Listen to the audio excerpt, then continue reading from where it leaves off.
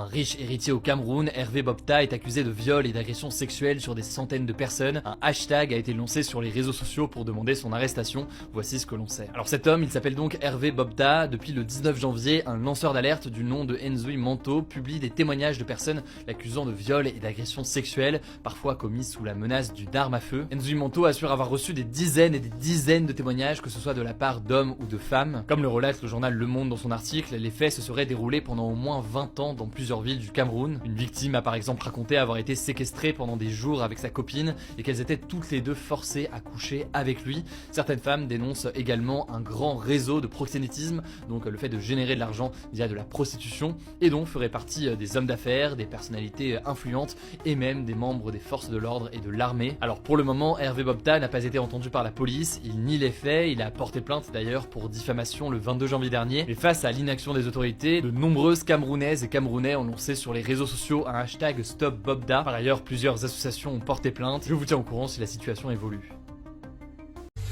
On reçoit ça. Ouais, c'est embêtant. À chaque fois que vous publiez une vidéo, vous devez avoir des notifications comme ceci.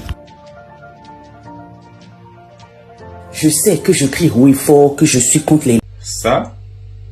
Les sanctions commencent à pleuvoir. On me menace de me bannir du programme de monétisation TikTok pour avoir publié cette vidéo. Tu as sûrement entendu parler de ce qui se passe au Congo. Et si ce n'est pas le cas, je t'invite à aller te renseigner parce que à l'heure... Et ça encore. Ouais, t'as bien lu, hein. T'as très bien lu. Aujourd'hui, j'ai envie de dénoncer en fait cette inégalité qu'on reçoit sur les réseaux sociaux, surtout quand on est une femme et qu'on est noire. Le nombre de commentaires que je signale tous les jours et pour lesquels j'ai toujours une réponse en mode « Ah ben non, ça n'enfreint pas les consignes communautaires ». Je me pose des questions de quelle communauté vous parlez parce que c'est quand même assez intriguant. Là, je pense qu'il n'y a pas plus clair. On sait très bien que c'est une originalité, donc le concepteur de ce mot-là, très original. Je pense que ça en est de trop pour le cercle africain. Liberté de communication, de partage et de connaissances. C'est la raison pour laquelle nous avons mis sur pied le réseau social africain Djibawol, disponible sur App Store et Play Store.